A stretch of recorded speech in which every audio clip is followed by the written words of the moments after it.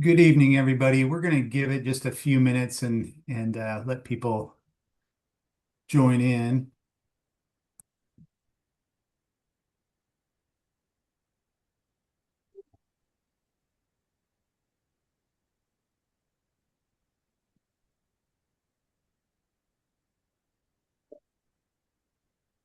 My computer just went blank on me for a second. Leah, can you still hear me? My computer went blank too for a second. Apparently, our office is trying to force an update, I think. I can hear you, Kelly.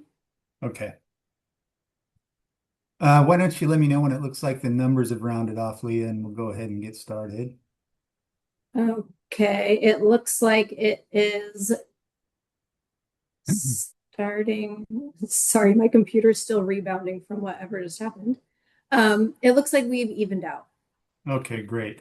Well, hey, thanks for joining us this evening, everybody. This is our second and final town hall for this year's coastal steelhead fishing season planning.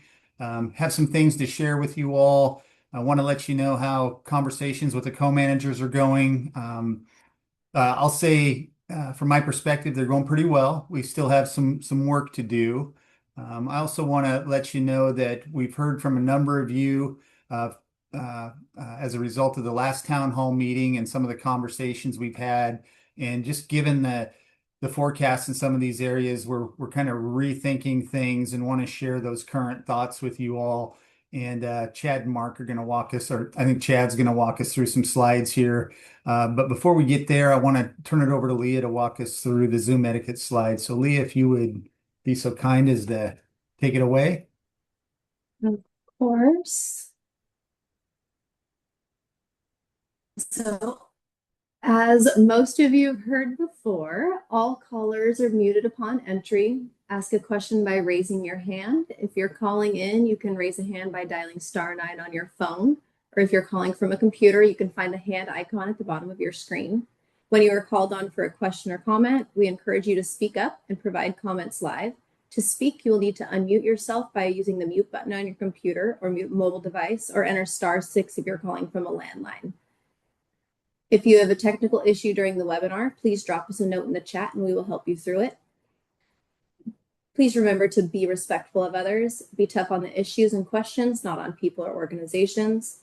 No personal attacks, insults, or threats. Listen and assume positive intentions from those speaking. Speak and act professionally, no offensive, disrespectful, or derogatory language, including profanity. Assume positive intentions. Share questions or comments in written format online at our website, wdfw.wa.gov/coastal-steelhead, and please limit questions to one at a time. Okay, there you go, Kelly. Thank you, Leah. Next slide, please. Good evening. My name is Chad Herring, and I serve as the Region 6 Fish Program Manager. With me here tonight is Dr. Aaron Whitcop, the South Coast District Biologist, Mike Sharp, our Anadromous Resources Policy Analyst for Fish Program, but tonight he will be presenting on our Mid-Coast District, and Catherine Sutton, the North Coast District Biologist. As Kelly mentioned, I just want to thank everyone for taking time away from their families and lives to be here tonight. The purpose of tonight's meeting is to update everyone on our progress towards agreement on our annual harvest management plans with our co-managers, with a goal of having those seasons announced in early December. Our presentation tonight will start with some background information on coastal steelhead. We will then cover the timeline for our annual planning process for the 2025-26 winter fishery season. The biologists will present recent year escapement and harvest estimates and our agreed to forecasts. We shared preliminary forecasts at our initial town hall on October 30. Those forecasts have now all been agreed to with our co-managers, and some of those initial forecasted values have shifted slightly. They will also cover our current proposed fisheries and the status of those discussions. We'll wrap up with a quick summary and then leave plenty of time for questions or comments on the material that we have presented here tonight. Next slide, please.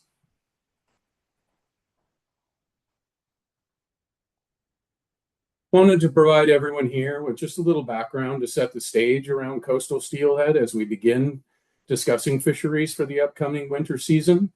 Coastal steelhead populations in recent years have experienced decreased abundance and productivity from historic levels. This has resulted in many years of the populations being below escapement objectives. Beginning in 2019, the co-managers were proactive in responding to those observations and made significant reductions to fisheries, including full closures in some years. Also, there is currently a petition to list coastal Washington steelhead under the Endangered Species Act. A scientific review team was convened and a report was finalized in late 2024 that indicated these populations were at a moderate risk of extinction. A listing determination was expected late this year or early in 2026. We are unsure at this time how the government shutdown has affected that timeline. Lastly, our estimates for the 2024-25 wild winter steelhead return indicates most areas were below expectation relative to forecast and their escapement objectives. Next slide, please. Next, wanted to talk a little about what guides WDFW's management of steelhead and steelhead fisheries, and that guidance can be found in our statewide steelhead management plan adopted by the agency in 2008. The purpose of the plan is to provide the policies, strategies, and actions that will restore and maintain the abundance, distribution, diversity, and long-term productivity of Washington's wild steelhead. The plan directs staff to implement regulations that protect wild stocks, account for total mortality of fisheries that impact steelhead, and to utilize a 10% release mortality on caught and released fish. In an effort to achieve those actions, the following objectives are identified in the plan and are relevant to these coastal steelhead populations. First, manage to meet the wild spawning escapement goal and the hatchery broodstock goals for each watershed. The plan provides guidance to minimize mortality on wild stocks if that stock is below its wild management objective, but has sufficient hatchery broodstock. This would be achieved by planning to, in no case, exceed a 10% impact from all fisheries. Next slide, please. Some of the folks here may be aware or maybe attended some of our coastal steelhead rulemaking meetings back in the spring and are wondering how those discussions relate to tonight's meeting. Really, the coastal steelhead rulemaking process was about updating our permanent regulations listed in our annual sport fishing pamphlet and in Washington Administrative Code, or WACS. It was also to set a new baseline in terms of season expectations for anglers moving forward, whereas tonight's meeting is about providing the public with information and updates relevant to our annual fisheries planning process with the tribes. The rulemaking process was initiated based on information covered here tonight concerning the trend and status of these populations, as well as the fact that it had been many years since the agency had evaluated these rules in light of the current conservation need. Fish Program also examined the overlap between the newly established resident native trout fisheries policy and the ongoing coastal steelhead rulemaking process. Based on the guidance contained in the Commission policy, the agency proposed to amend the permanent regulations to include release requirements for resident native trout in 43 additional coastal rivers, only where they currently were not already in a release requirement was in place. Next slide, please. Lastly, before I turn it over to the bios, I would like to go over the timeline for our annual planning process for winter steelhead fisheries with our co-managers, all leading to the signing of our winter fishery harvest management agreements for the 2025-26 season. That annual cycle begins in the summer months with exchange of the past year's survey data. The technical staff then work to finalize escapement estimates by the end of August. The fall months of September and October are used for compiling data and development of the models used in forecasting these populations and reaching agreement with our co-managers on the upcoming year's forecast. We held our first town hall meeting on October 30th. That meeting focused on providing recent year data related to fisheries management, along with our preliminary forecast for the 25-26 adult steelhead return. We also took public comment on our initial proposed winter fishery seasons. Since that time, we've been working with our co-managers to come to agreement on winter fisheries and develop the annual harvest management plans for signature, all with the goal of finalizing that work hopefully over the next 2 weeks. And with that, I will turn it over to Dr. Aaron Whitcop. Hi, thank you, Chad. So I'll review the Willapa Bay data. Next slide, please. Last year, we showed graphs with our trends in escapement and run size for the last 20 years or so. And we showed that the majority of years we have fallen below our escapement goal, which is 4206 for wild steelhead. And that includes last year, which was also well below our forecasted return. As you can see in this table where we present forecast and what actually returned in the run size for the last several years, we were below our forecast last year. However, this year we are forecasting to be above our escapement goal with a forecast of 4667. However, we have to wait for the run size to materialize to see if that forecast is accurate. We also include in here projections for the anticipated hatchery harvest, and that's based on a 5-year average of our CRC data. And we're projecting about 335 hatchery steelhead being caught. And we also are estimating a wild impact of 93 wild fish, and that is based on assuming a 20% encounter rate and a 10% mortality, catch and release mortality rate based off of that. And with that estimated wild impact and a projected escapement based on forecast of 4574, we are not going to put ourselves below our escapement goal with estimated wild impact and with the fisheries that we have planned. And again, we did not have a creel program for the Willapa Bay area, but that's something that we are considering. Yeah, next slide, please. We received public comment last time that there was some questions regarding what we laid out for our regulation changes, some areas for clarity. So we've included here an expanded table with a little bit more detail on the specific areas that will be closing on October 31st. And this October 31st closure was designed in areas that either already were closed on October 31st. So several of these in the previous permanent rules were already closed during this time. But we also included other places that had lack of available steelhead opportunity or we deemed were important spawning areas that we wanted to protect. Specifically, Bear River closes entirely on March 31st. Nacelle will close on October 31st above the North Fork. Nema North will close on October 31st above N700 Road. Middle Nema closes on October 31st above the DNR Bridge. Nema South will all be March 31st closure. Waiacum will be all October 31st. North will be above Fall River on October 31st closure. Palix will be all March 31. Salmon Creek will be all March 31. Smith Creek will be October 31st above Highway 101 Bridge, and Willapa will be October 31st above the upper Highway 6 Bridge, and South Nacelle and South North Fork Willapa will all be March 31st. So we hope that provides some additional clarity from our last town hall meeting.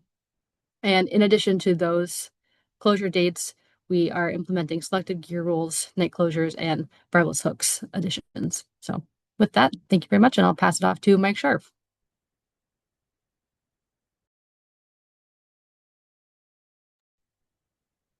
There we go. Sorry, we had a delay in reaction to my mouse clicking. Good evening, everybody. I'm Mike Scharf. I'm the acting Midcoast biologist, and we'll talk about the Chehalis, hump tulips, queets, and quinault. As I wanted to update from the last meeting, what we have now are agreed to forecast of wild fish in the Chehalis Basin of 6,647, which is roughly 2,000 fish below the escapement goal. We also have a forecast of hatchery fish of 4,486 returning to the basin. So what I want to talk about here is that that's a pretty low forecast for wild steelhead. So we're going to have to use a precautionary approach this year to craft fisheries targeting hatchery fish. In the table, you see that there is a 269 projected wild impacts to wild fish, and that's just the maximum number that's available for WDFW based on the wild steelhead policy guidelines. It's certainly not something that we're going to be able to target. It's just the number that's there when we get fisheries in place and not to exceed that. I will let you guys know that we've initiated conversation with the Quinault tribe, both at the technical level and policy level, but we have not come together and developed a management plan at this time. I will say that the Quinault tribe is also very concerned with the low forecast. And so we are working with them, but we haven't come up with any management strategy at this point in time. Another thing that's on this slide is an estimated escapement of 5,942. That's simply a estimate based on if we maximize the impacts available based on the wild steelhead policy. That's the number of fish that will escape the fisheries if we were able to maximize what's available. Next slide. Thank you. For the hump tulips, we have an agreed to forecast of 1,361. That's a couple hundred fish below the goal of 1,600. There's also a hatchery forecast of 924. That's just a little bit above the 5-year average of what has come back. Also, same as in the Chehalis, a precautionary approach will have to be used to craft fisheries to target hatchery origin fish. And again, in the table there, you see a projected wild steelhead impact of 68. Again, that is just the maximum number that is available based on the guidelines within the wild salmon policy and not something that we are going to shoot for. Again, same as in the Chehalis, we have a kind of an estimated escapement if the maximum impacts are utilized of 1225 fish will escape fisheries. Next slide, please. In the upper Quinault, we have an agreed to forecast of 1,818 wild steelhead. That is above the goal of 1,200 fish.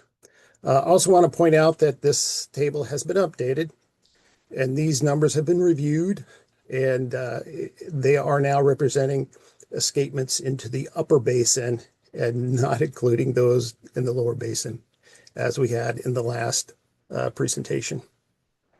So there are some fish that are available with a forecast above the goal. So this is kind of the one highlight that we have.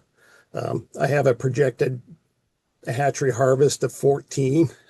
That's simply based on past harvest through CRC evaluations. And also, again, there's an estimated escapement of 1330.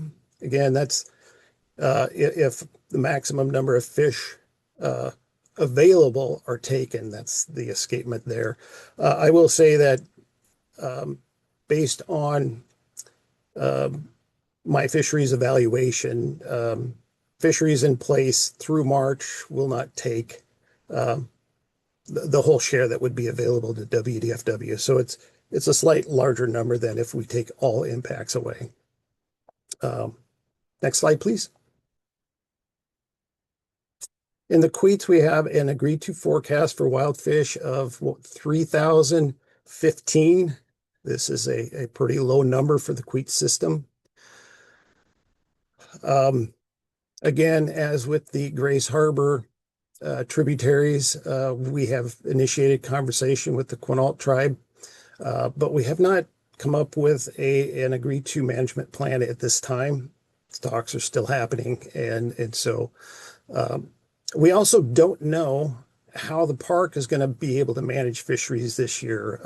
Communication with the park has been challenging with government shutdowns and staff reductions. So we really don't know how they're going to manage or if they're going to be able to manage fisheries this year. There are a couple of things I would like to kind of bring up, and I forgot to mention this in the upper Quinault. We do have monitoring programs in place for both the Upper Quinault and the Clearwater systems for this winter. So we're kind of excited to have those available. And we're hoping that we can get some information out of the Salmon River also. But at this time, we don't have that management plan agreement yet. Next slide, please. So we really don't have a good proposal put together yet, as we have discussions with our co-managers that are ongoing. But we continue to work with the Quinault tribe to develop these harvest management plans for each of our areas. We're looking to focus our discussions in those areas with hatchery production, particularly in Grays Harbor. And I'll be honest, in the Chehalis and Hump Tulips systems, it is going to be very difficult to come up with a fishing package that looks at something beyond what we had last year, even if we can get to that point. So I want to be very precautionary with the Chehalis and Hump Tulip systems. But we have opportunity in Clearwater, the Upper Quinault, Salmon Rivers, and we have monitoring programs in place for those. And we also have monitoring programs in place for the Hump Tulips and the Chehalis basins. And like we heard in Willapa Bay, we're going to be looking at gear restrictions, timing restrictions, and anything we can do to help reduce impacts on our wild fish. And I do want to, finish up real quick just to give some kudos out to Evan and Colt and the group that developed their monitoring program. It's something we haven't had out in the Chehalis and Mid-Coast areas. And I think this is just a great tool that we can use to manage fisheries in season and see what's actually happening. And I also want to reach out and give kudos to those that helped get the funding for those projects. It's really filling gaps in fisheries management that we have needed for a long time. So thanks, everybody.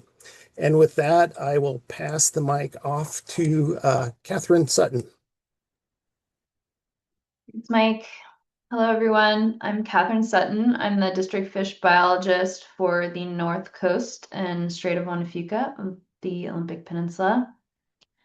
And I'll start with discussing the Hoh River, our management summary. This is the table we presented at the October 30th meeting. And I want to point to some updates here. We now have a final agreed to forecast for wild steelhead for the 2025 to 26 season.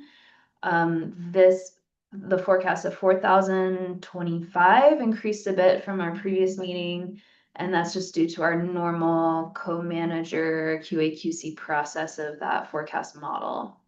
But the 4,025 is our agreed to number.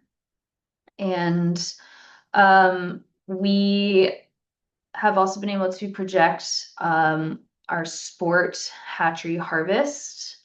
We're anticipating harvesting 324 in the coming season. Now, looking at this table, you might see that that's a jump up from previous year projections of our hatchery harvest. And that is due to updates to some of those estimates, previous year estimates that impacted our projection for next year. Additionally, we can project our non-harvest mortality to wild steelhead to be 358. So taking our total run size forecast and subtracting harvest, we're projecting our Hoh River wild escapement to be 3,075 for the coming season, which is above our escapement goal of 2,400 for the Hoh River. Next slide, please. So I want to pause here and break down some of the regulation changes for the coming season for the Hoh River. We will be instituting a March 31st closing date for the Hoh River from the lower national park boundary upstream to Morgan's Crossing.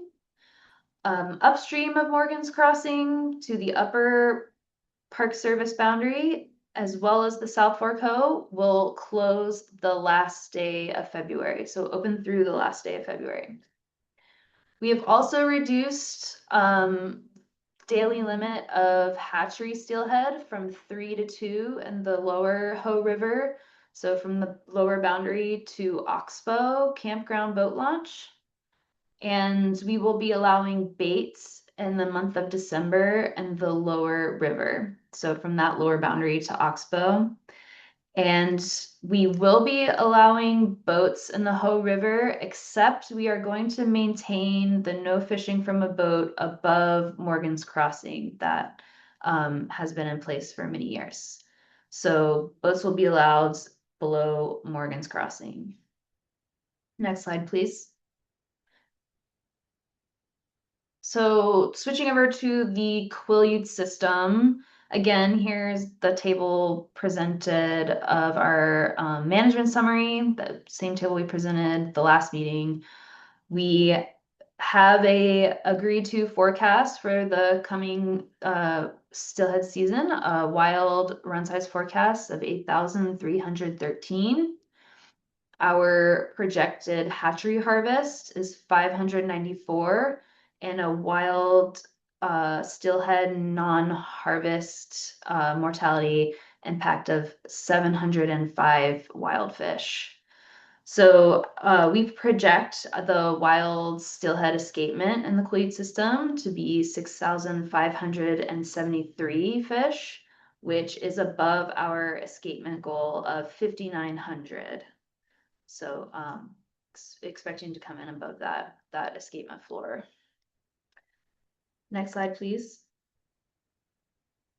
So to summarize our regulation changes for the coming season in the Quileute, we will be closing after March 31st. That's so open through March 31st in the entire Quileute system, including Bogashiel, Kalawa, Dickey, Quileute, and Solduck rivers. We've also reduced the hatchery steelhead limit in the Quileute system. So from 3 hatchery fish to 2 in the Quileutes, the lower Bogashiel and the lower Kalawa. So 2 hatchery fish throughout the Quileute system. We are also allowing bait in the month of December in the lower sections of the Quileute, the Solduck, Dickey, Bogashiel, and Kalawa rivers. And we will allow fishing from a boat throughout the Quileute system. And with that, I will hand it back over to Chad. Thank you, Catherine, and to all the staff who presented tonight and all the folks behind the scenes that went into this tonight. Thank you for all your work. Great job. So just to summarize all the information we have covered here tonight, as we plan for upcoming winter steelhead fisheries, a precautionary approach is warranted based on the stock's trend and status. The coastal steelhead permanent rulemaking process has concluded, and those permanent regulations established in the pamphlet will provide a new baseline for annual season expectations. The newly established permanent regulations are not meant to preclude our annual discussions with co-managers on the development of agreed to annual harvest management plans. Those conversations are proceeding, and we hope to announce those plans in early December. The harvest management plans that are agreed to with our co-managers may differ from what is in the permanent regulations. This may be necessary to be able to respond to either conservation constraints or unanticipated abundances within the annual planning cycle. A good example of that this year will be the Chehalis and Hump Tulips watersheds, as we discussed earlier. Since both of those systems are below their escapement objectives, fisheries are proposed with a reduced footprint and season length than what has been described in permanent regulations. This is necessary in order to focus our harvest on available hatchery fish and keep our projected wild impacts within the total 10% allowable for all fisheries. And with that, I think we can go to questions and comments.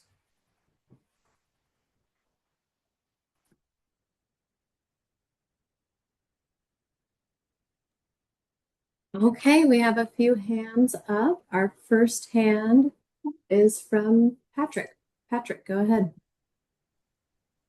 Hello, can you hear me? Yep, we can hear you. All right, thanks for doing this. Just a few comments.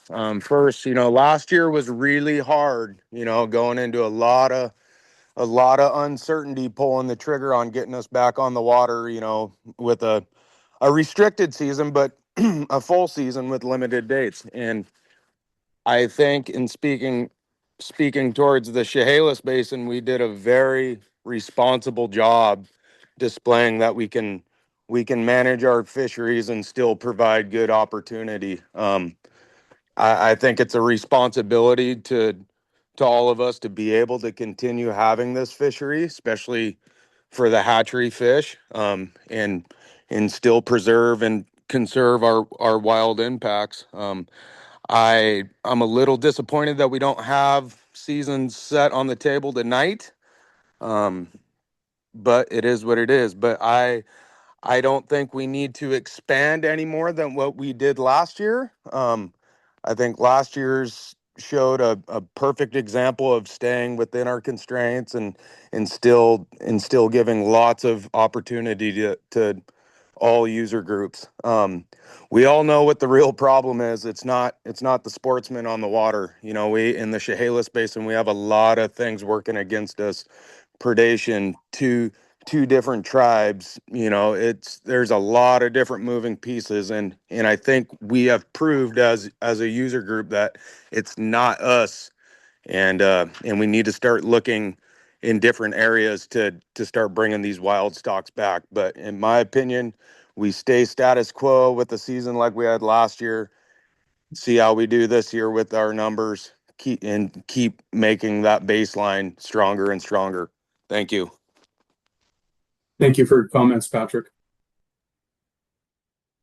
Okay, our next hand is from Zachary's. Zachary, go ahead. Hi there, can you hear me? Yep, we can hear you. I just have three quick questions. So I noticed you mentioned the Willapa closure October 31st above Highway 6. Just curious about that. Also, I noticed the Upper Quinault escapement is 1,200, but if I can recall correctly, I believe in the past it was 1,800. I may be mistaken, but I'm not really sure where that number changed or when that number changed. And then also bait on the hoe. I mean, like, really not a good idea in my personal opinion. I mean, artificials work just as good, if not better, than any other or any bait could, and it's just a terrible impact to the wild fish, in my opinion, because there's plenty of wild fish moving through that system in December. Maybe not the full run, but obviously still wild fish coming through there, and there's not a huge hatchery plant in there. So I just don't see the need for that. And yeah, that's all I gotta say. Thank you. Thanks, Zachary, for your comments. I think relative to the question on the Willapa, as Aaron mentioned during the presentation, I believe yes, after October 31st above Highway 6, and that's really thinking about available hatchery fish and spawning area for salmon and steelhead and other stocks. So I'll look to Aaron to see if she has any additional information on that first question. Yeah, thank you, Chad. Yeah, what you said definitely echoes so far, and I'll also just point out that closure was already in our permanent rules prior to now, and it is not a new change. Okay. But we believe there's limited opportunity up there. So. And I believe your next question was relative to escapement goal, Quinault area. I'll look to Mike Sharp to that question. Okay, awesome. I just wanted to mention, just on the Willapa, the upper Quinault, or yeah, the closure above Highway 6. That's for steelhead, not for, because there's a ton of co opportunity up there. So I was just making sure it's open, right? Yeah, that is for specifically for game fish. Okay, gotcha. And then yeah, the upper Quinault question, just I may have a hazy memory, but I believe I in previous years the escapement was 1,800, but yeah, um, just seeing it's at 1,200 now. It is 1,200, Okay, and that really hasn't been changed. It just kind of officially this year has become, it was 1,200 in the past as a management objective, but never agreed to.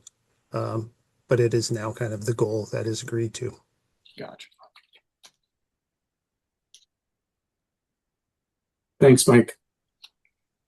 Thank you, Zachary. Our next hand is from Ty. Ty, go ahead. Hi, guys. Thanks for all your hard work and all these presentations. Um, I would like to support the bait openings in December and would like to add that I would hope the department would consider having bait on the Willapa and the nacelle too in December, especially in lieu of great coho returns this year and a very minimal impact on any wild steelhead. My second question is to the tables and charts and the way I don't know why it didn't occur to me earlier, but the department is labeling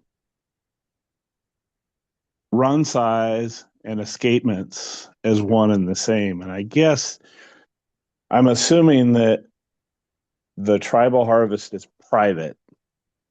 So my question is, wouldn't it be more appropriate to have all those numbers labeled as escapements after a harvest? Since there's, I understand the difference between sport impact and run size, but the run size would be what came back to the river and was harvested in the estuary, and especially the lower Quinault, which has a sport harvest too. So I guess that's my question to why that's labeled that way. Yeah, thanks, Ty. I think it's just a little bit of a misunderstanding. The run size is the actual estimated postseason run size, including escapement and all harvest. It would be the terminal run size, where we reference escapement in the bullets down below, is really just thinking about that estimated escapement that might result should we prosecute the proposed fisheries moving forward. But and if you got more questions about the specific information or the tables, I would encourage you to follow up with that appropriate biologist, maybe offline, and dive into some of that information. I believe the slides provided their contact information for email, and I'm sure they'd be happy to go over all that stuff with you. Okay, thanks, guys. Yep. Okay, our next hand is from Timothy. Timothy, go ahead.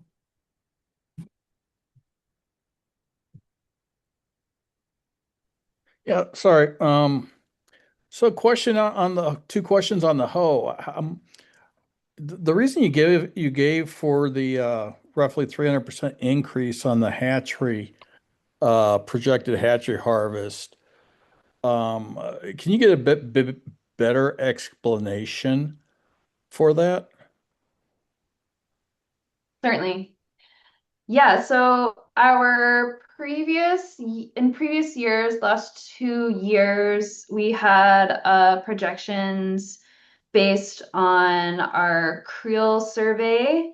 After diving into that data a bit more with the Creel biologists, we realized a problem in the model that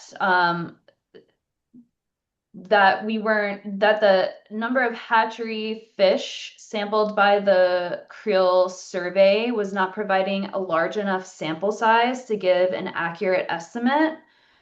So those previous years' projections were based on too small of a sample size. And so we went back and compared creel data to catch record card data, and we think that the catch record card data is closer to the truth than the creel survey for hatchery fish, only because not enough hatchery fish were sampled by the creel. And that does not apply to the wild fish sampled in the creel. We think creel had an accurate estimate there based on the sample size. So we've updated those previous years' hatchery harvest numbers, so that increased the projection going into next year. Does that make sense? Sounds like a guesstimate. Well, and Timothy, what do you got? One of the things that you got to remember here is our creel programs are really new relative to the active monitoring program. We've only been monitoring in these places, at least relative to the hoe, in the way that we're monitoring now for about 3 years. We're still learning a lot as we institute these monitoring programs. And I think what Catherine's really just trying to highlight is because of the specific hatchery characteristics relative to the hoe system, the hatchery system is operated by the hoe tribe. It's located very low in the system. Most of our fishery occurs much higher above that in the system, and really ends up giving us a robust encounter rate of the wild fish encounters. But it provides us with some difficulty in understanding what the actual hatchery harvest is, some of that occurring down below. So we're diving into that, and we're looking at utilizing both information sources to help us really zero in on what that actual impact is. And we're learning as we do this. With each year adds to our data points, and will only increase the precision in our estimates as we move forward. So, do you know, has there been an increase in the hatchery plants releases? No, there hasn't been any increases in the releases. In fact, the recent year releases have been decreasing. Okay, and really the way I think, Timothy, to interpret that table is the values from the year before, we really feel at this point in time are inaccurate. Our harvest of hatchery fish was much higher than we had been reporting in previous years. And so scrubbing the data, looking at all those data sources, we're now able to kind of update that information. And that's really what's reflected there in the jump. Right. Thank you for that. Staying on the hatchery fish, I don't think there is a need, which was mentioned earlier. I just want a need for bait on the hoe. Sorry, I'll go one more point. What you said, there's still going to be boats on the hoe. Is that going to be every day or alternating days between the upper lower? What's going on with that? No, we're not alternating days. We're allowing fishing from a boat below Morgan's Crossing. So 7 days a week, we're going to have a conga line of boats. Yeah, currently in our regulations, we're not proposing any boat restrictions below Morgan's Crossing. I thought we're trying to protect the steelhead. Yeah, we feel like we've got a pretty conservative fishery planned, as Catherine showed in her slides. Our projected impact shows us with a buffer above escapement, and we're enacting regulations relative to gear restrictions that give any of those wild fish, when they are encountered, the best chance of survival. So that's really where we're at thinking about this year. Thanks for your comments, Timothy. Thank you. And just 1 second before we move on with the next question, I believe Aaron wanted to clarify a comment relative to the use of bait in the Willapa system. Go ahead, Aaron. Yeah, thank you. Yeah, in response to the comment about using bait, so we've highlighted in our regulations if you look back to our CR 102 that we filed in the details there, that for the Nacelle and Willapa rivers, we've designed the regs in the timing where you have overlapping coho fisheries.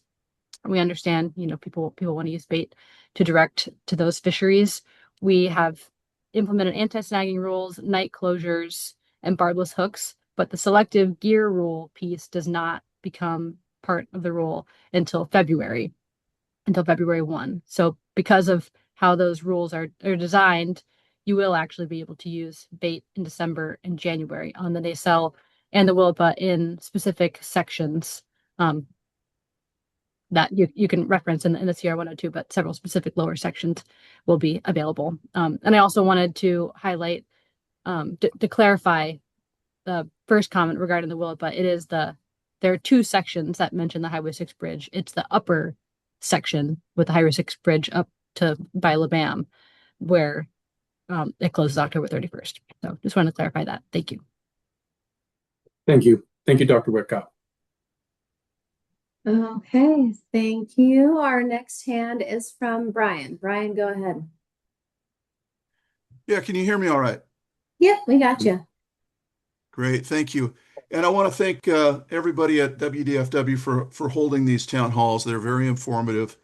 I think they're a great thing to continue to do. And kudos to you for being able to find funding in a very tight environment to do monitoring on the Upper Quinault and the Clearwater. I think that's going to be very informative. I wish you the best of success with negotiating with all of the co-managers, including the Quinault Indian Nation. I know that may be difficult, and I just encourage you to work as hard as you can. The results, I think 2 and 3 years ago now, where we saw complete closures of some areas, we're very unfortunate. And so I'm just hoping things can be worked out this year that prevent that. I have just 3 questions. I'll just kind of rattle them off. They all concern the North Coast. I was a little bit confused at the last meeting whether fishing from a floating device would be allowed in particularly the Solduck River above the salmon hatchery.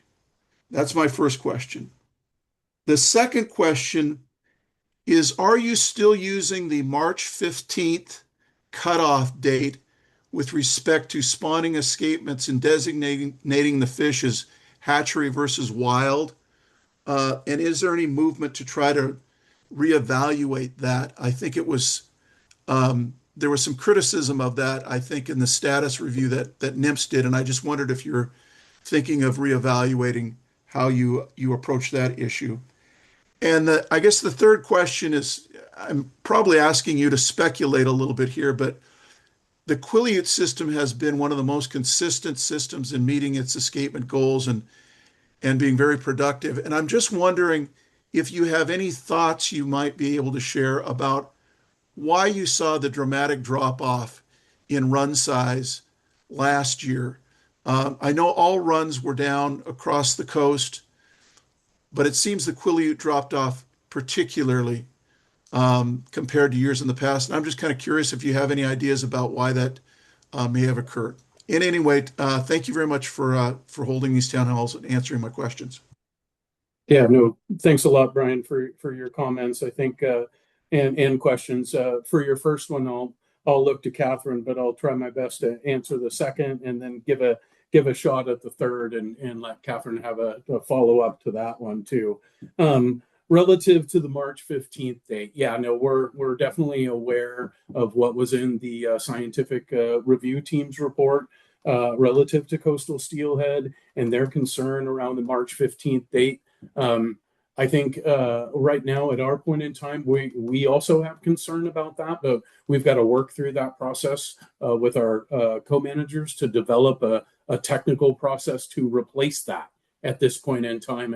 And that may require some resources that we currently don't have or some tools. I'm not quite sure what that looks like at the end, but we definitely have recognized it as something and a data gap that we would like to address and have better information of moving forward. So the answer to that one is yeah. and we'll take any donations to help in that regard. But and then the second question, relative to the dramatic drop off we saw last year, our science division folks published some work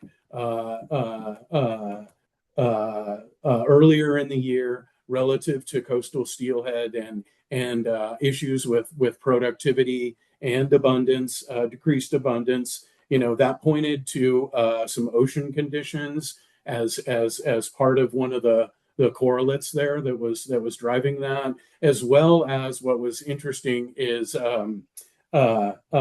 pink salmon abundance, and really that likely is due to some sort of competition interaction out in the marine environment.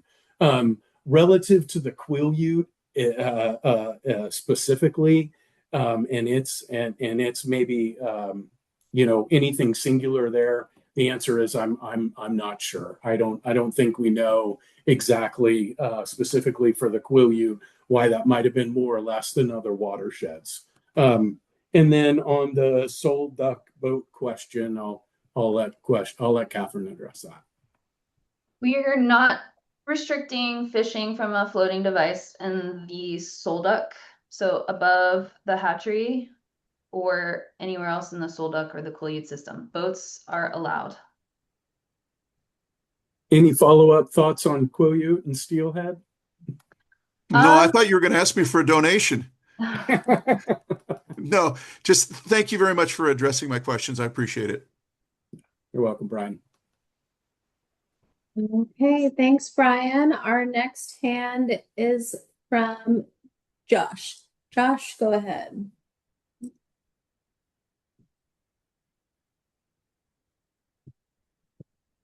Oh, sorry, just a second. Something weird happened there. Josh, go ahead. I think you can go now. Hi, can you hear me now? Yep, we've got you. All right. First, just want to say thanks for having these and letting everybody get involved with them. Brian just asked or got the question I wanted answered.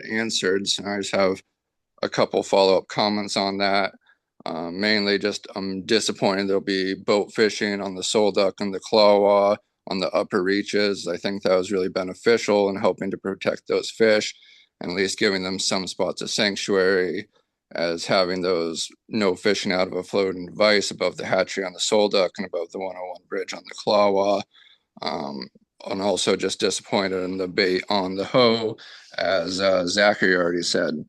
And that's all I have to say for now. So thanks for doing these, guys. Thank you, Josh. Appreciate your comments. Thanks, Josh. Our next hand is from Lee. Lee, go ahead. Thank you. Appreciate the opportunity. I would like to second the comments of others about the use of bait on the hoe. That seems questionable at best. But my real question is the rationale for closing the hoe above Morgan's at the end of February, if I understood the graph that you provided earlier. What is the rationale for that particular closure? Yeah, I think in some of the upper sections of the watershed, just relative to the comments just previously of Mr. Warnock, we're looking at some places where we're trying to provide that sanctuary in some of the upper areas of the watershed, and I think the one of the concerns there was around the significant spawning that takes place above Morgan's Crossing and the timing in which that occurs. But I'll let Catherine, if she has any more specific detail. No, I think you got that, Chad. There's some of the most dense spawning areas is in that section. So our goal is to provide a space for spawning up there and to protect kelts coming down the system. Yeah. Thank Great you. Important point that I left out, Catherine. Thank you for that. Kelts is a big one too. Trying to maintain as much abundance with repeat spawners as we can, and give those fish that are trying to return back out to the ocean the best chance at survival as well. And you don't find full-time fishing from a boat on the Hoe contradictory to that purpose?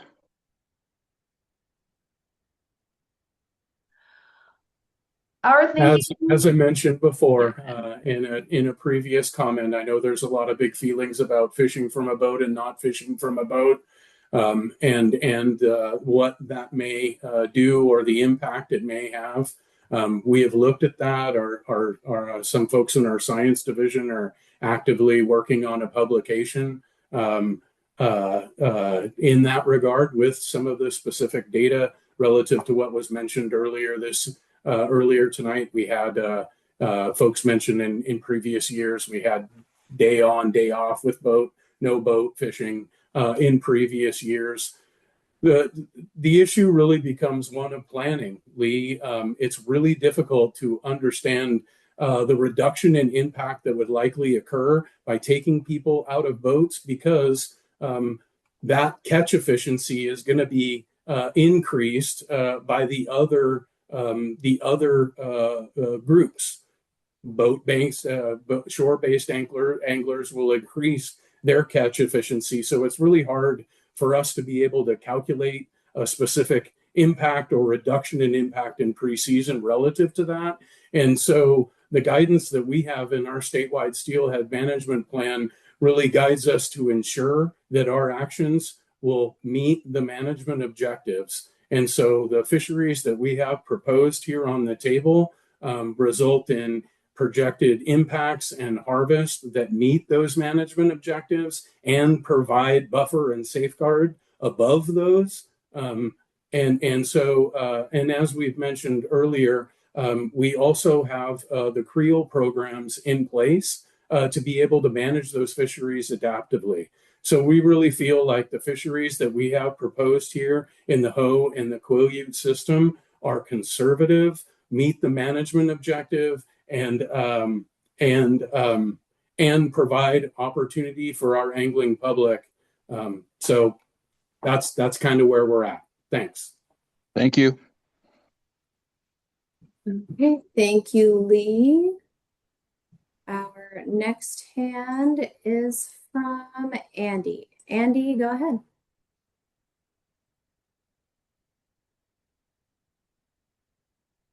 No, sorry about that. I'm making dinner and I didn't get the mute button off. So my questions and comments are in relation to the Willapa fisheries. So last year we were barely over 50% of the projected escapement. We've taken away, and I understand why. It's financial. We don't have the ability to have creel monitoring down there. And in conversations I've had, it's been explained to me that we're using catch record data and red surveys to monitor. It seems to me that those, sorry about that, the dog's not liking what I'm saying if you pick that up, that those methods are retrospective. You've also said that you want to reserve the no fishing from a boat to respond to low fisheries. Well, last year we had a low fishery. So what is the threshold and how are we monitoring that in real time to implement those types of measures? And if it is that kind of a retrospective monitoring, would it be prudent to put those more conservative measures in place to protect those fisheries? Because 26,000 fish for the whole bay really isn't a lot of wild steelhead. So I would like to know what the threshold for enacting that is, and would just encourage you to put those kind of measures in place going forward if it is going to be that kind of a retrospective monitoring situation. Well, thanks for your comments, Andy. No, we're definitely challenged from a funding perspective relative to the creel monitoring in Willapa Bay. We currently don't have the funds to conduct that work. So we do, all of our M&E monitoring and evaluation of steelhead is done by monitoring the spawning grounds and what fishery information we can get, as well as supplementation with our CRC. I would also include our hatchery rack returns as a valuable source of information, just for hatchery returns. And we do get some wild fish that recruit to our hatcheries at times too. But no, there's definitely a challenge there with in-season adaptive monitoring from the fishery. But similar to the conversation I had with the previous gentleman, we look to our statewide steelhead management plan for guidance on how to plan fisheries in pre-season. And as Aaron presented here tonight, we do have a forecast that's above our escapement objective by a little over 460 some fish or so. Just doing quick math in my head. With that, I believe Aaron calculated an impact of a little less than 100 fish impacted with our proposed fishery on the table, or with our fishery on the table in the Willapa system, leaving us a pretty healthy buffer around escapement. And I won't say that we don't have some in-season tools within Willapa. We do have the ability to take a look across what's happening, the wider geographic range, and make some inferences about what that may lead us to believe about how Willapa fish are returning. With that could lead us to take in-season action. I can't sit here and say at what threshold or what number we would do that. Fishery management is very dicey, and it's hard to say what set of circumstances may arise in the future. But we do have some tools in place, and we will take action should we see or deem necessary in order to meet our objectives. That is our number one goal here, is to provide sustainable fisheries management moving forward. So okay. Well, I guess the last question I got is at what point did you guys realize how low in relation to the projection last year's run was? Was it after the analysis of the data this summer, or was it in season last year? It's hard to pinpoint any one thing. I mean, in this changing environmental climate, it's really difficult to say. I'm specifically saying about last year's. Yeah, we had indications in season that things were starting not to shape up in which the way we thought.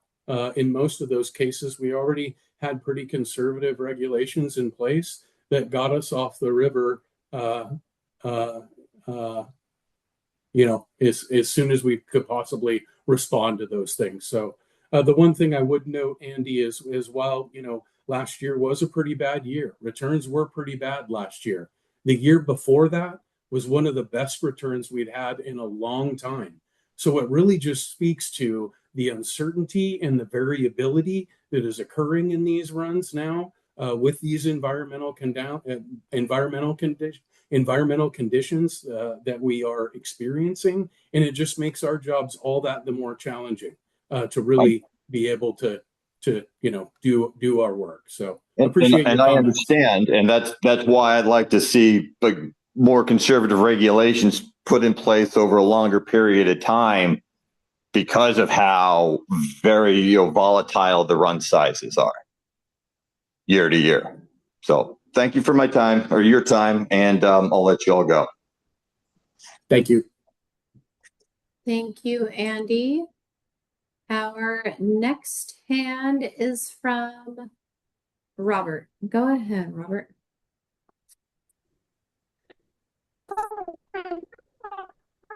Oh. Chad, is that mic off for you two. That is one of the best things I've ever heard Robert Larson say. So that, All joke, Robert, just totally joking. Sorry, we Rob, can't but understand your you. mic is a little messed up. You sound like a Muppet, maybe. A little chipmunk. Yeah, you might need to log off and log back on, Robert, and we'll call back on you when you get back on. I think that's, yeah. Okay. He left. We'll go to the next hand. Gregory, go ahead. Can you hear me? Yep, we can hear you.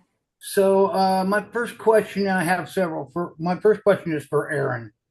On that Willowpock, I just need some definition. So that first bridge is at Menlo. And so you're saying no fishing for game fish above that? LeBam, Greg, the second LeBam Highway 6 bridge, and it's not a new regulation. It's the regulation that's been in place for a while. Well, not the Menlo Bridge, the LeBam Bridge. The LeBam Bridge is way past the hatchery. Yeah. Okay. All right. Okay.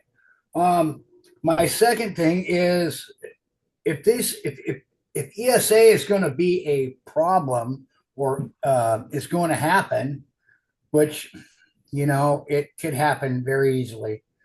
I know the shutdown is over, so we should be getting some answers on that.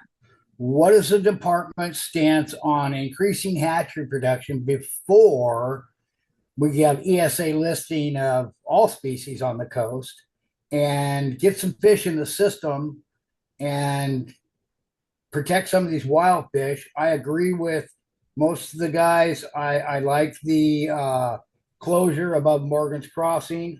I think that I love that comment, the conga line. We can't do that. We just can't have, and don't get me wrong, I'm all about a guy making a living, but we have too many guides. Okay. And this starts the conga line. And and the sportsmen too. They're on these fish 7 days a week, beating the water.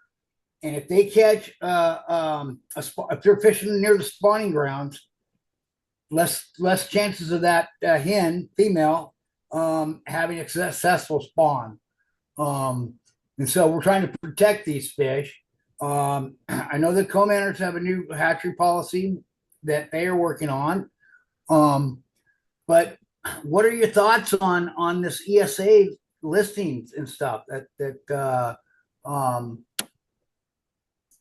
we might end up having? And if we have ESA listings, these fisheries are just going to dwindle down with the lawsuits. I'm afraid of that. And so yeah, I appreciate it. So it also, there's no fishing. The fishing ends below the above the Skookumchuck, like this month too, right? Or last month? Is that correct? What I'm saying is I like the way you have that structure, because there's a lot of spawning ground above the Skookumchuck, Newaukum, South Fork, Chehalis, Upper Chehalis, all those little creeks. That's great spawning habitat. I like the way you guys have structured that, because you're wanting to achieve wild escapement, and that's the way to do it, is close down these areas above these hatcheries and let these fish have some good, decent water to spawn in and not be harassed. Those are my comments. Thanks, Chad. Thanks, staff. Thanks, Greg. Yeah, I don't, relative to the ESA proposal, and I see there's some comments in the chat about that. I don't think we can, at this point in time, it's hard to say what exactly the federal government's going to do. And I know that, if there were some sort of listing, it sets us on a path to develop, long-term management plans and get ESA authorization in which to operate our fisheries. It's really uncertain as to what that effect would be, either on our regulations or hatchery production or all that stuff. I think that would all be kind of under review as we undertook that process. But I don't think that's anything that any of us would relish or want to do. I think we feel like we do a really good job managing our fisheries between us and the co-managers, and we can do so sustainably. So thanks, Greg. Thank you, Chad. Okay, our next hand is from Rich. Rich, go ahead. Thank you. This is Rich. Thanks again for the opportunity to comment. I think there's been some really good comments that should be heeded this evening. One of the things is when I originally sent my comments in, I actually advocated for a March 31st season when you proposed a March 15th season. And I supported it only if there was regulations and rules that were going to help limit impacts and also encounter rates. That didn't happen from what I'm seeing, and I'm pretty disappointed about it. I've been advocating for these fish most of my life, or most of all my adult life, and it just seems like every time we make a little bit of progress, we seem to backslide. And I see these regulations as a potential backslide in the condition that they're currently in.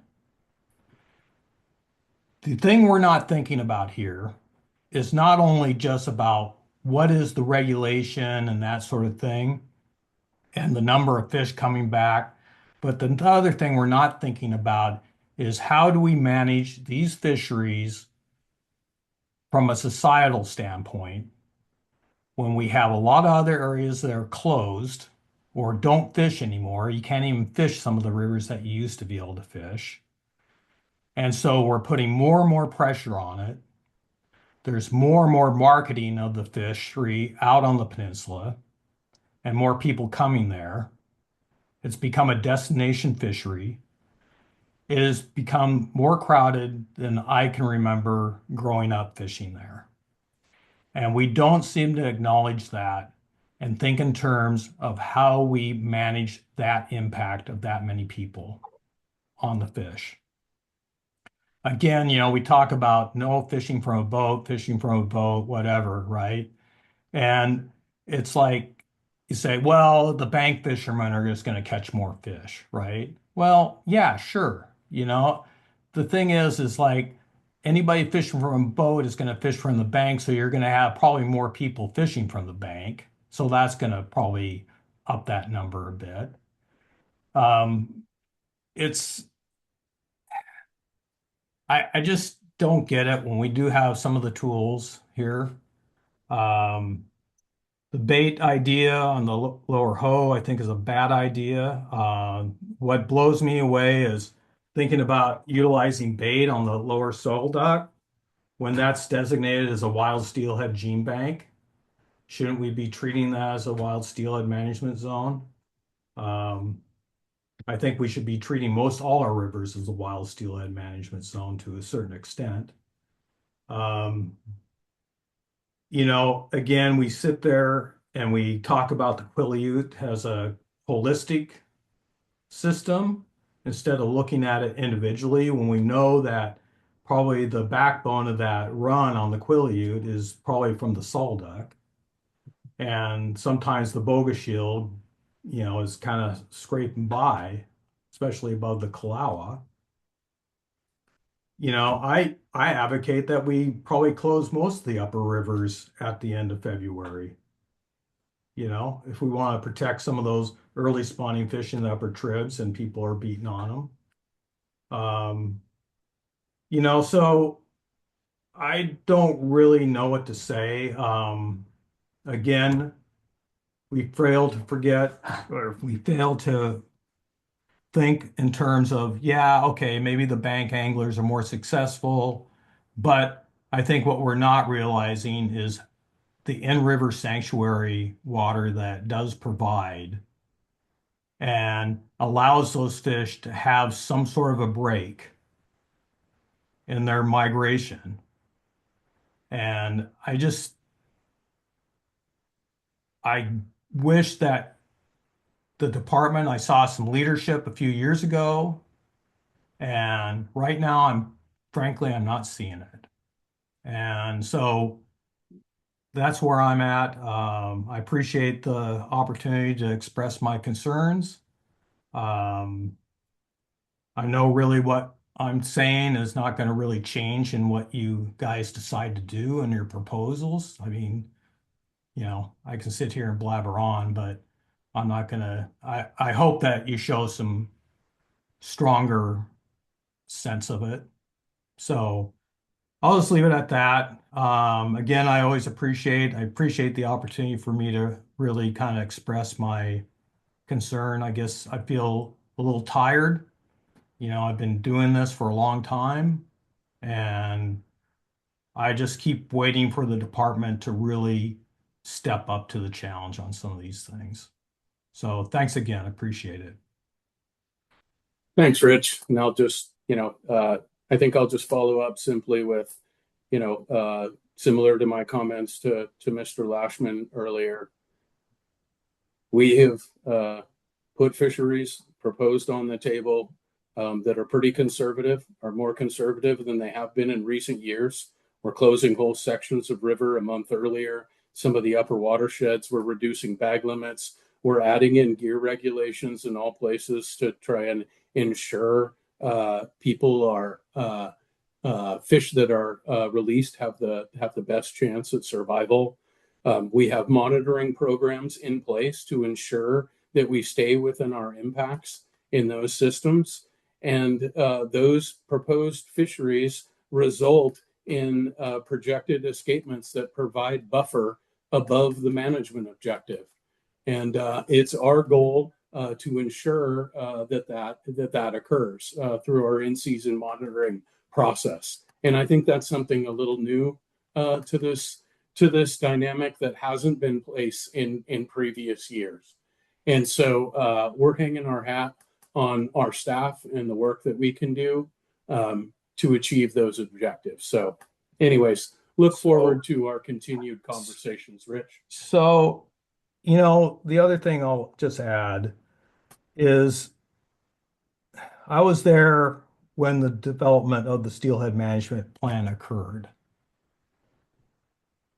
That was in 2008. It started in 2004, adopted in 2008. It was pretty much put on a shelf for quite a long time before actually it got implemented, which I'm happy to see that it's been implemented. But things have changed a lot since that has occurred. The Puget Sound area became listed. We're soon listing a potential listing on the Olympic Peninsula. The statewide steelhead management plan probably needs to be updated and reflected. And if we're following the steelhead management plan, how come we're not looking at any more of our wild steelhead gene banks to develop? We kind of dropped that whole thing off.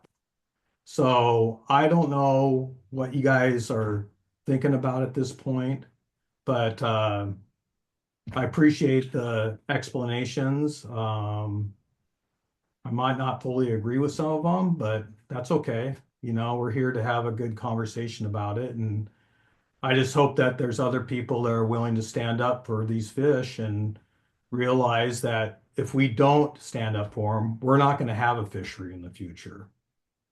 And we're going to lose these opportunities. And if we lose them, and it's just because we don't want to change how we approach it, I just think that's partly our fault. So I'll just leave it at that. Thanks, Rich. Thanks for your comments. Okay, our next hand is from Ben. Ben, go ahead. Hi, I'm Ben Paul. Thanks for letting us comment. I was kind of worried that the situation was more dire than it seems to be, but I guess potential ESA listing is pretty dire. I'm not a scientist, so I hate to be the guy who challenges the numbers, but as far as the wild mortality, I mean, one, I question a lot of those numbers. I mean, the Quileute I had it right up here. That's projected wild impacts this year of 705, projected wild impacts of 24 to 25, 983. Estimated actual happen was 220. So that's a huge difference. But more importantly, I just think we'd be seeing all kinds of dead steelhead if there was that many steelhead getting killed. Like in Alaska, we'd always see some 27, 28, 29-inch rainbows. I mean, several a season that got killed by big pink king plugs, quick fish with the big old Siwash hook. I'm not an old timer by any means, but I've been fishing out there since 2008. I can't remember ever seeing a single dead steelhead. And I'm sure there's probably guys who have seen plenty, but you know, 700 and I'm sorry, that just doesn't make sense to me. Anyway, so that's one thing. Two, I think I I'm not really big on bait on the hoe either. Does it cause more mortality? I can definitely believe that it does. I don't fish bait, so I don't really know. But what I do know is a lot of the guys and a lot of the guides out there, I don't know if anyone really needs bait to catch fish out there on places like the Lower Hoe. And as far as the immense pressure on that river, I would say, and overall, and if it ever comes to canceling the fishery, um, you know, in its entirety, which I think would be pretty devastating for places like Forks. But and you have to mention that this time people are struggling, recently in the last few years. But why not make a limit on how many fish you can legally catch and release? I've been, just ranting about this to my buddies for years. Like, I catch one steelhead, that's a great day. And I talk to some guys, I don't even talk, I mostly talk to fly guys and bobber guys. And I mean, they're hooking 6, 10 fish, maybe more. I don't even know all the time, but numerous times I've heard of guys landing 6 or 10. And there's a few things I have a problem with. It creates false expectations for your clients. Now, the next time they steelhead fish, they're going to want to catch even more. Oh, I got 10, I'm going to go for 11. I definitely believe there is an impact for sure about uncatch and release. What is that? I honestly don't know, but should the magic number be 3? Should it be 2? Should it be 6? I don't know, but for everyone to be, and also I've heard of certain guys, competitiveness on the river between guides, which I think is really unhealthy in a steelhead fishery in 2025. But if you're a float fisherman, catch 2 or 3 or whatever, go take pictures of the forest or go learn. If you're a bobber guy, learn how to fish a spoon or maybe try fly fishing. I don't know. But and the last thing I'll say is we kind of fishing out of the boat. I don't know if it's more effective, but if everyone fished from shore, there'd be nowhere for the guys who swing a fly. So I don't really complain about boat guys. I don't complain about, I just, those are my thoughts. Thank you. Thanks, Ben. Okay, our next hand is from Scotty. Scotty, go ahead.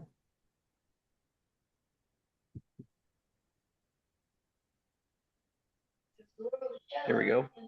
Thank you for the opportunity tonight to understand some of the numbers and some of the logic behind setting the seasons.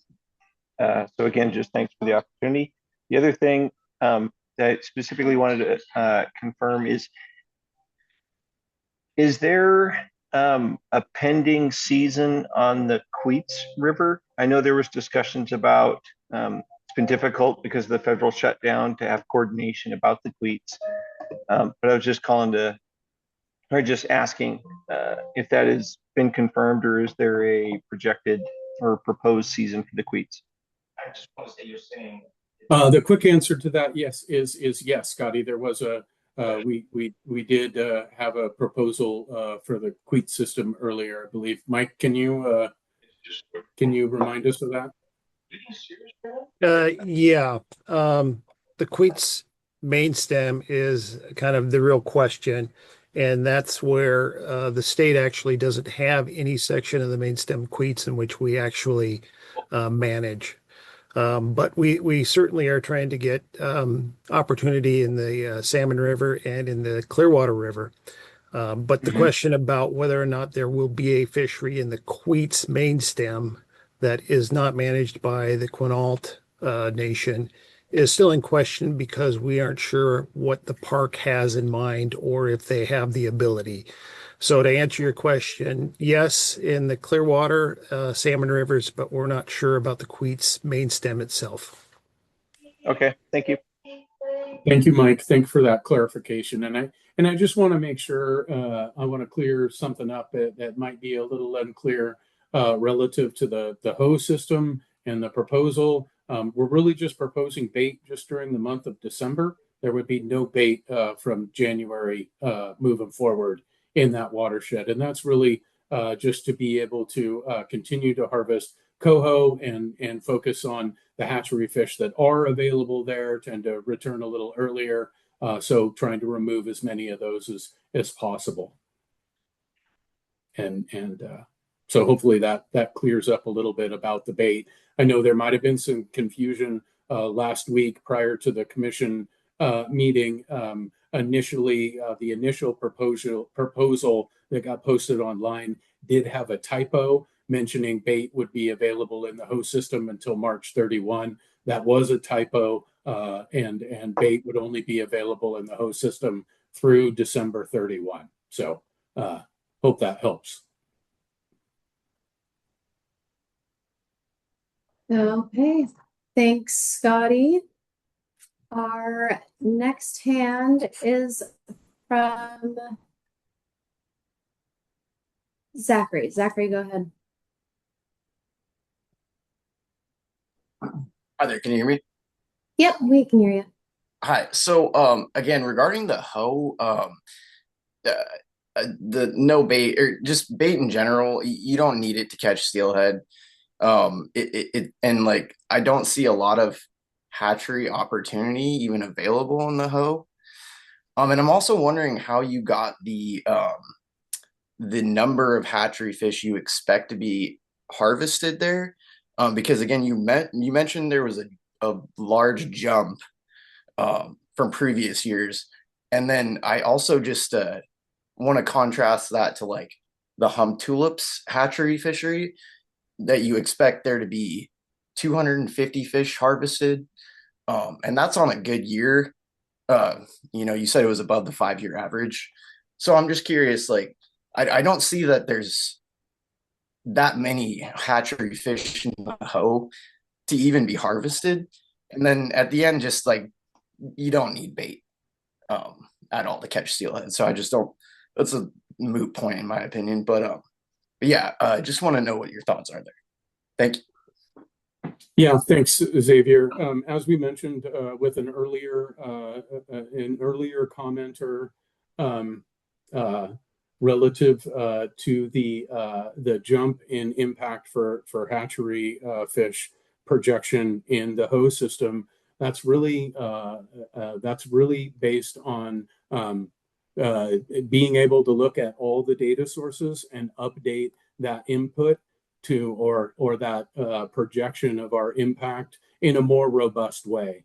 Prior years, we were just using just our limited sources and felt like we were probably underrepresenting the hatchery catch there.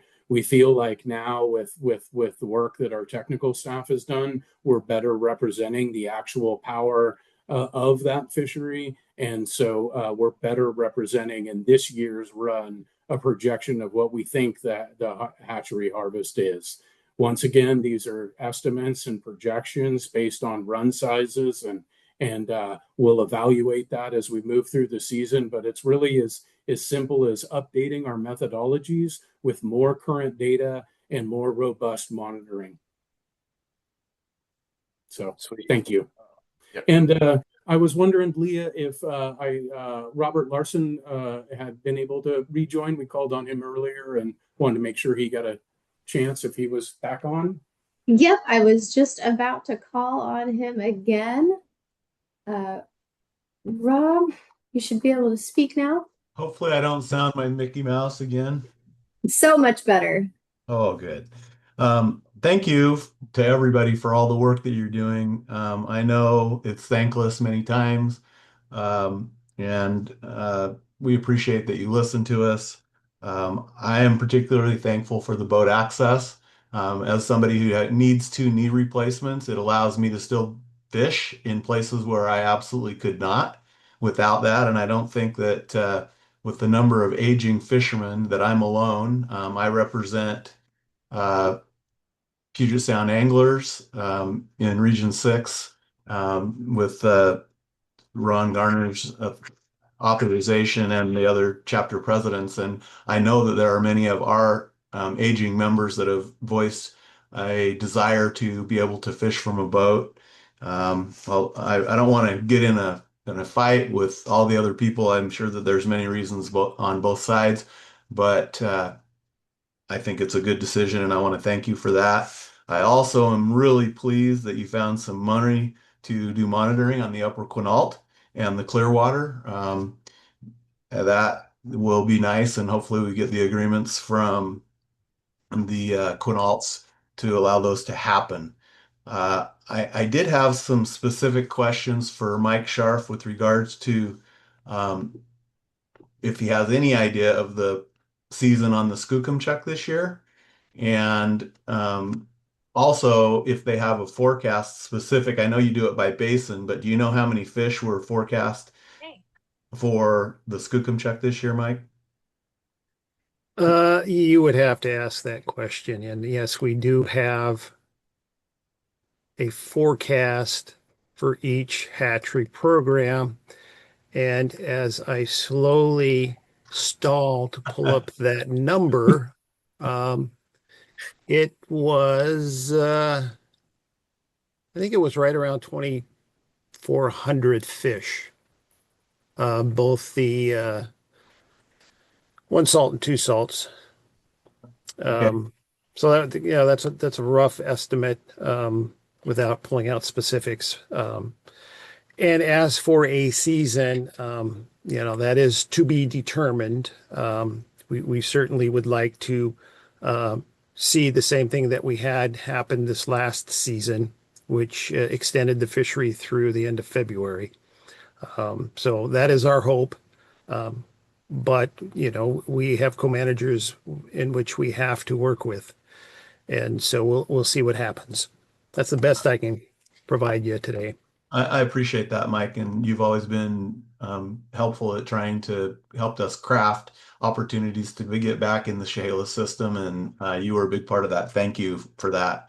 Um, I, as you know, am interested because of the run timing on the Skookumchuck of possibly seeing that extended, maybe taking the money that is available for monitoring and shifting the dates a little bit. We have very few natural origin fish in that system. And it is a hatchery fishery that's quite popular, and it's good to remove the non-native species from that stream. With regards to bait, and I, I don't know exactly what the number of fish and mortalities are from bait, but I participated for a long time on the Green River on broodstock capture programs, and we had an extremely low mortality, and we tubed those fish and brought them down the river. And we fished that for many, many years with bait. And oftentimes we had zero mortalities in a year in the whole broodstock collection program. So I hear a number of people really getting after the bait option, but I don't know that I only have my own personal data to say that I don't think it's nearly as big of an impact as some people are making it out to be. And I just, that's my own personal data point from many years of participating in a broodstock program. Um, the, I don't know. I have a lot of other things. I'll probably talk to you about some more, but I do really appreciate the things that are happening. And I'm really grateful that we have a fishery and that we're back on that Chehalis system. And I know you were a big part of that, Mike. Thank you. Thanks for your comments, Rob. And I think what we're really thinking about in the Chehalis system is trying to carve out what fishery we can, really focused on those hatchery fish and those hatchery corridors, places where we can monitor and times where we can minimize our impacts to wild fish to stay under that 10% total fisheries mortality relative to our plan. So thank you for your comments. In particular, bait on the systems where we have late running coho, hatchery fish, the B runs, and we've had significant numbers of those fish showing up at our hatchery that are just being surplused is another, getting those fish out of the system and having the opportunity to harvest them is important. And so with that in mind, I appreciate the bait opportunity. Thank you, Robert. Okay, thanks, Robert. Our next hand is from Griffin. Griffin, go ahead. Hey, I just wanted to start off and thank you guys for doing this and just for helping educate everyone and letting us know what's happening behind the scenes. So thank you from me. But my name's Griffin. I'm a full-time guide based out of Grace Harbor, and a lot of people touch on the peninsula. A lot of people touch on the Willapa. Aside from Rob, I haven't heard of a lot of people touching on Grace Harbor. So I guess my main question is gonna be, when can we have an answer on if we're going to be fishing and what our season is going to look like? I think that's, we're going to be working on that over the next few weeks and hopefully be able to get that notification and announcements out early in December is our goal, Griffin.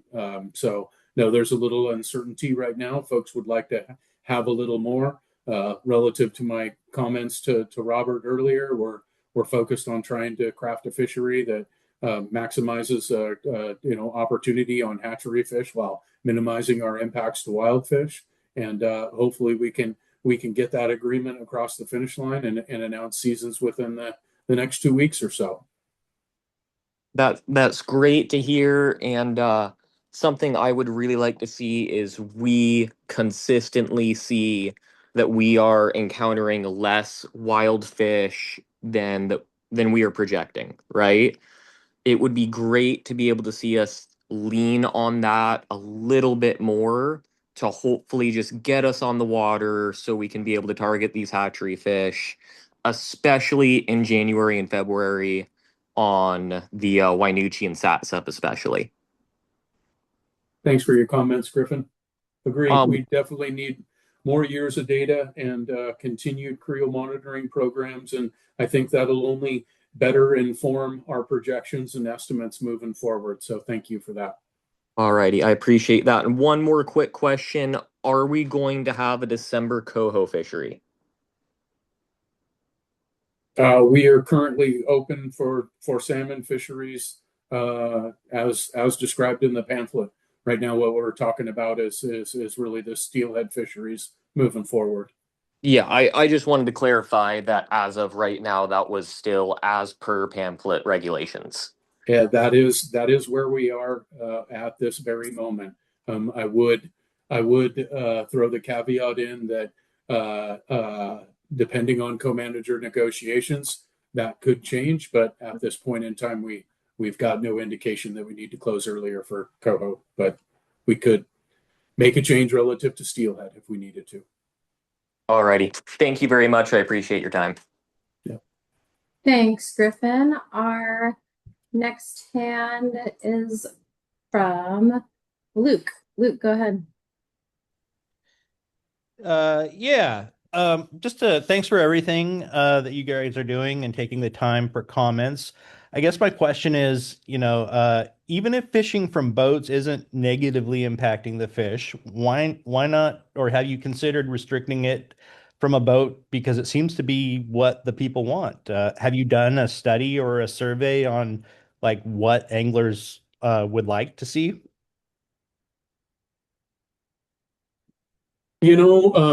Thanks, Luke. I think I think specifically, no, we haven't sent out a survey or anything and collected, kind of demographic information relative to this. I think this is a really sensitive issue, and you get people on both sides of it. We're hearing a lot of that tonight on both sides. And so where we really hang our hat as an agency is all the work that we do in our preseason planning and our monitoring and evaluation and our projections. We're planning and proposing fisheries once again that meet our management objectives. We're showing that all to you tonight, in most cases, providing a buffer above that management objective. We've talked many times about our monitoring programs that we have in place and able to ensure that. And really, that's the proposal that we have on the table moving forward for this year. Thank you. Thanks. Okay, thanks, Luke. Our next hand is from Gary. Gary, go ahead. Hey, thank you. Really appreciate you guys doing this and taking the time out of your evenings to share all this information with us. There's something I think I harp on every time I comment, and that's just that we really need to start moving away from thinking about season to season and getting into developing long-term fisheries management plans. I know that the permanent rigs development was start to get at that, but especially with ESA looming and especially with the challenges every year that we run into with the Chehalis system and other systems, particularly with the co-management issues with the Quinault tribe and others. Having long-term management plans that set really clear fisheries management targets, particularly thinking about updated escapement goals and new approaches there would be something I really would emphasize that the agency needs to do. That's been called for since the 2008 statewide field management plan was adopted and is really needed at this point. The other thing, I just had a quick question regarding the logic behind the change in limit for hatchery steelhead from 4 to 2 while implementing bait. I think, my read of the scientific literature is that it's pretty clear that bait impacts do increase mortality on steelhead and other species. And it just seems counterproductive to add bait while also reducing the hatchery limit if we're also focusing on reducing hatchery impacts at the same time. So just really curious the logic. I understand that the estimates are a little higher on the Hoh River for hatchery steelhead now, but would be curious what's going on there. Yeah, thanks, Gary. I think relative to the long-term management plans, we share that value. Those are long time conversations and not a light switch. Anything we're going to get to, as you referenced, getting the permanent regulations in place is the first step to that. And I think we'll continue engaging with our co-managers on the development of that. As, like I said, we share that value. The logic around reducing the hatchery limit is simply this: we wanted a more consistent bag limit across the coast that was more responsive to really where we are in terms of conservation necessity now for these wild fish, and really wanting to, as much as possible, get people off the water, quicker and reduce those additional counters of wild fish where folks were trying to get their third or fourth hatchery fish. And so that's the simple fishery management thinking is turning folks around and getting them off the water and trying to earlier and trying to reduce the overall repeat encounter. So thanks for your comments. With that, Chad, I'm curious, was there any discussion around adding mandatory hatchery retention like we used to have on the coast and is still used as a tool in the Columbia River and several of the systems when we have fisheries? Just seems like if that's the goal, that would be a regulation change that would fit really nicely and with that, and would serve the dual purpose of guaranteeing we're getting those hatchery fish off the system when they're encountered. Yeah, no, thanks, Gary. We kicked all those things around, and really what we came to is we feel like our proposed regulations right now are the best way to achieve our objectives and continue our M&E program, continue to learn, and continually to adapt our fisheries to try and achieve that objective each year and ensure we meet our management objectives. So I think there'll be more to come in the future, but as I said, for right now. This is where we're at. All right. Appreciate it. Thanks, Gary. Yep. Have a good evening. Okay. Thanks, Gary. Our next hand is from Greg. Greg, go ahead. Yeah, Chad, I forgot to ask you, are there any hatchery management plans or genetic studies done on these wild fish? I know we used to have retention on those wild fish years ago. So just, do you know of any, or are there any, or can I contact you through email later on? Yeah, maybe that's a better question to check up on offline. I mean, and in terms of our, hatchery management plans for the coastal systems, but our science division is working on a framework and a document in which to evaluate those, set the goals and objectives, and outline the M&E. We're waiting for Dr. Warheit to finish his work relative to that. I think in the middle of next year, he is scheduled to present to our Fish and Wildlife Commission on that work. And then I think we'll be laser focused on implementing that for our hatchery systems across the coast and looking at all the species when we do that. So thanks, Greg. Thanks, Chad. Okay, thanks, Greg. Our next hand is from Patrick. Patrick, go ahead.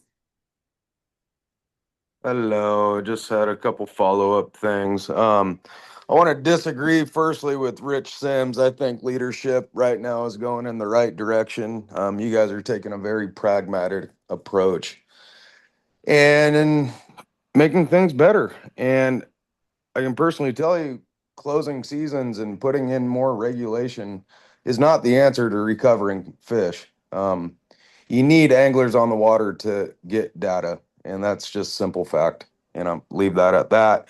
I wanted to say, do we have any tribal harvest data from Chehalis or Quinault tribes from last year that we can share with everyone?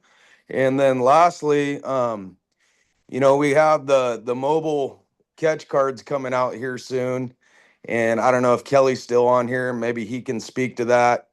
When is that going to be used for in-season management? And what is the target for that? We were told with our guide logbooks, we needed 80% compliance to use it for in-season management purposes. And I think now within the last year, we're at about 80 or 90% compliance. So is there a long-term goal or a threshold for mobile catch cards where we can start using that to manage these fisheries even better? Yeah, thanks, Patrick. Appreciate the question. So yeah, we're moving forward with what we're calling electronic catch record cards. In fact, we're currently working with the Puget Sound co-managers on implementation of that in our Puget Sound shellfish fisheries starting next month. It's a little bit longer process for salmon, not that much longer though. We're about a year out or so from implementation of ECRC in our salmon and steelhead fisheries and everywhere else that we need a catch record card, so halibut and other species. But making progress was a little difficult. We had asked for some resources during the last legislative session to help us with that work. Didn't get those resources, but we're doing what we can with what we have to get things implemented and having lots of conversation with our co-managers who are a key component in that effort. So we don't quite know yet when we're gonna be able to use it. Kelly, is that kind Well, of what you're saying? well, we're about a year, maybe a year and a half out from implementation in the salmon and steelhead world. Okay. And then was there discussions on a certain like level we need to hit before it's actually can be Oh, applied? there's, we're gonna have to validate that ECRC. We're gonna have to be able to validate that data. And I think that's the biggest rub right now. I think what we're gonna see as we progress is we're gonna have a lot more users of the electronic version than we think. That's my hope anyway. Because that's the only way to be able to use that data in season if people are actually using the mobile application, right? Because they're going to be able to, at least early on, be able to choose kind of that traditional method of a hard copy or a catch record card or an ECRC, Patrick. So the more people that use that, the better for sure, and it will help us with that data validation component that's going to be critical for us to be able to use that data in season to manage fisheries. Yeah, perfect. No, I appreciate that. And then just why I still got you here, I know there's a few other guides on the line. How close are we to using our logbooks for in-season management? Yeah, that's a good question. I haven't checked that for a while, Patrick. I'll have to go back and ask a couple questions, but I'm happy to shoot you an email unless Chad's got some information. And if you do, Chad, chime in. I absolutely do, Patrick. And our Creole biologist up in the North Coast, Hannah Bayberry, is pretty engaged, been diving into some of that logbook data. And I think she is incorporating some of it into the estimates in the Quileute and the Ho system. I'm not sure on the total level of incorporation, but we are absolutely starting to leverage that as an additional data source to help inform our management. And we only look to expand that as we understand more about our Creel program. So excited for that opportunity. Thank you. Yep, that's fantastic. Can you speak to that other question I had, Chad?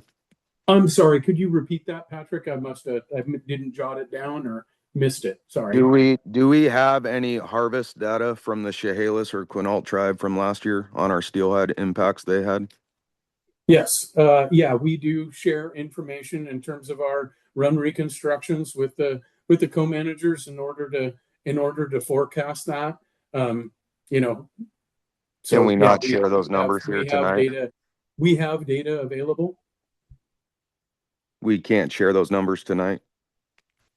We're really focused on our fishery, Patrick, and planning for our fishery and staying within our side. I really don't want to get into conversations about the Quinault's level of impact and all that stuff. I think we should really focus on our fishery and managing our impacts. Fair Thank enough. you. Thank you. Yep, no worries.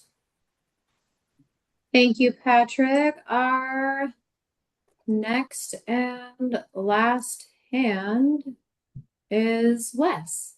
Oh, and we have another hand up after that now. Wes, go ahead.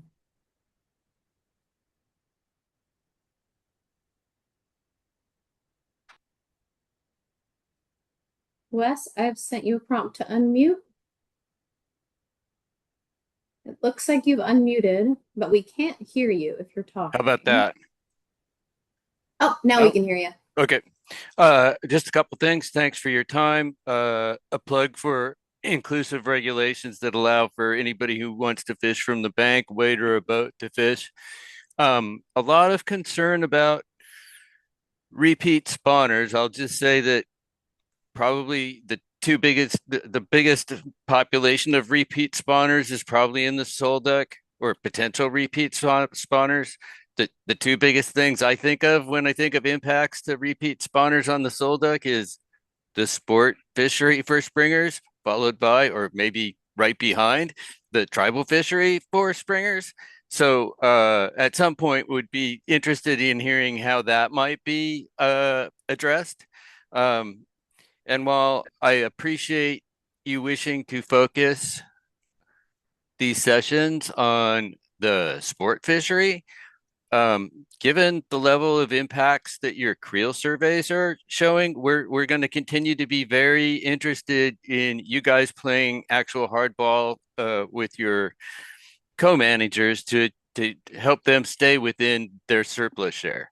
Otherwise, it's not going to seem like it's all working the way it should. Anyway, thanks for your time tonight.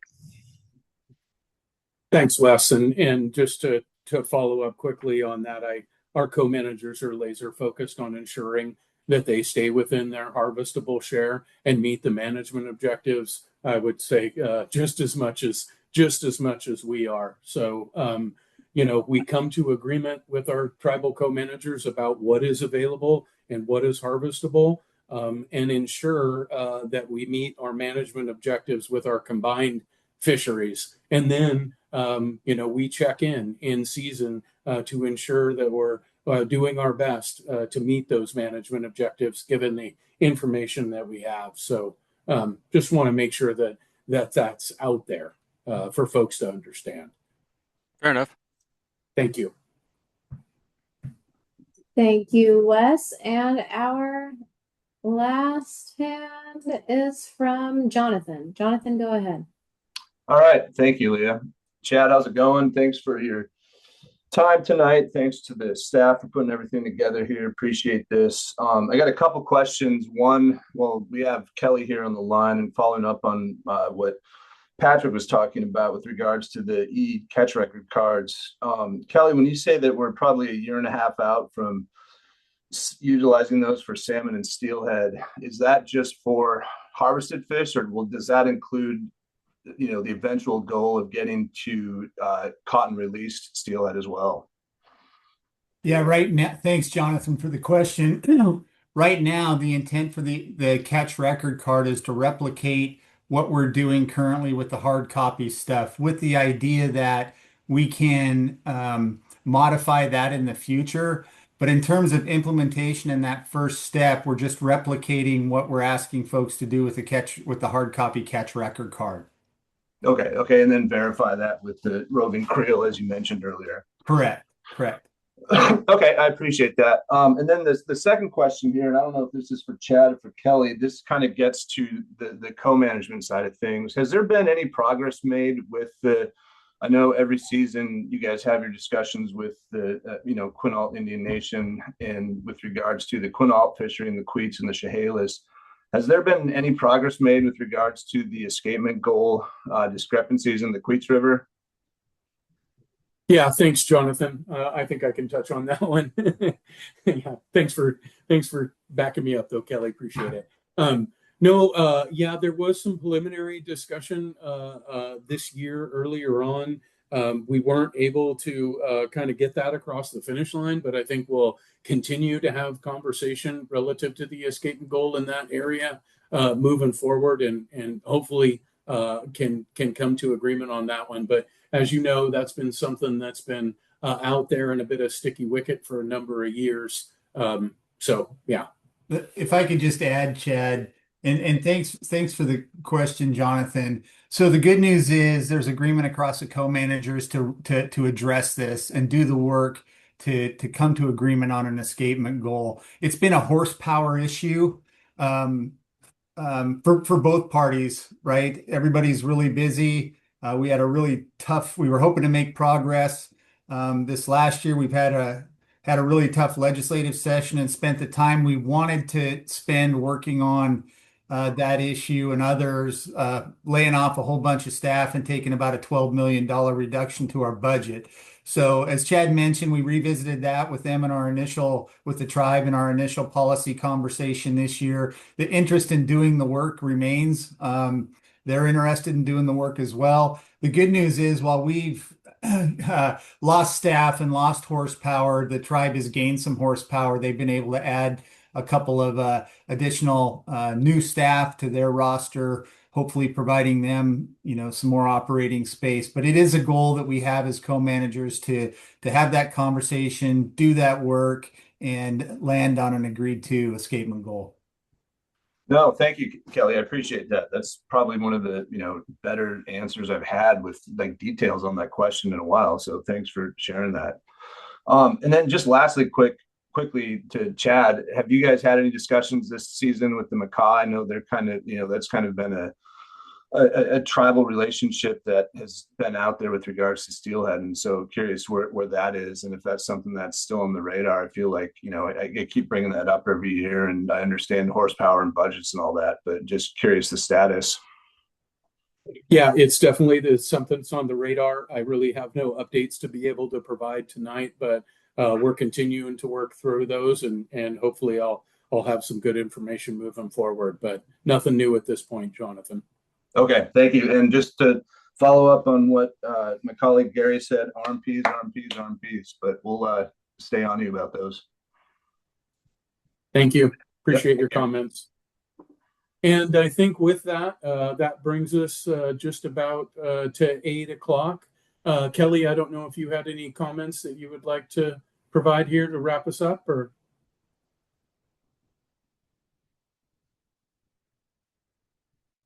Helps if I unmute myself. Thanks, Chad. Maybe just to reiterate what I said at the beginning, this work isn't easy, and I think you all recognize that. We're never able to please everybody. We do our level best to try to land this thing in a place that addresses the conservation needs of the fish, but also provides that opportunity, and in doing so meets kind of our dual mandate, right, as set forth by the legislature, and that is to preserve, protect, perpetuate, and provide opportunity. I'm really proud of the work that we've done on the coastal steelhead permanent regulations, and I think if you look at those, objectively and compare them to where we were, there's a lot of good stuff in there that's really good for coastal steelhead. So I ask you, maybe, many of you are really passionate about these fish, as are we. Maybe when the temperature kind of dials back a little bit and you've had a deep breath or two after tonight, maybe go back and dig through those regulations. And I think if you do, you'll find where we're protecting those fish in a way that we haven't in a long time. We also had a lot of conversations tonight, or not a lot, some conversations tonight about the statewide steelhead management plan. And I want to be really clear here. We have not implemented that plan fully. You heard Jonathan Stump just now say RMP, RMP, RMP in his closing comments. For those of you who don't know, RMP stands for Resource Management Plan for all of these stocks. The fact of the matter is, we've not had the resources to be able to do that work, to develop those plans, let alone implement them. We've been in front of the legislature a couple times with packages that have requested funds to be able to do that work. We recognize it needs to be done. We're anxious to do that work, but the simple fact is, without the resources, we got fully booked staff, and we don't have the capacity to do so.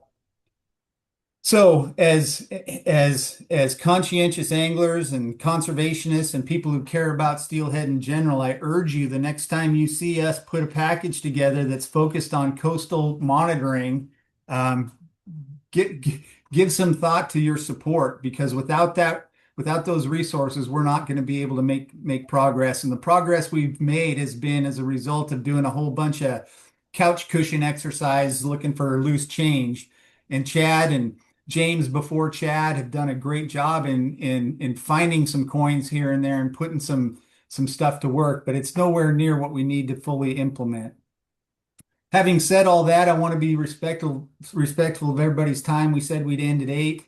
I know you got better things to do.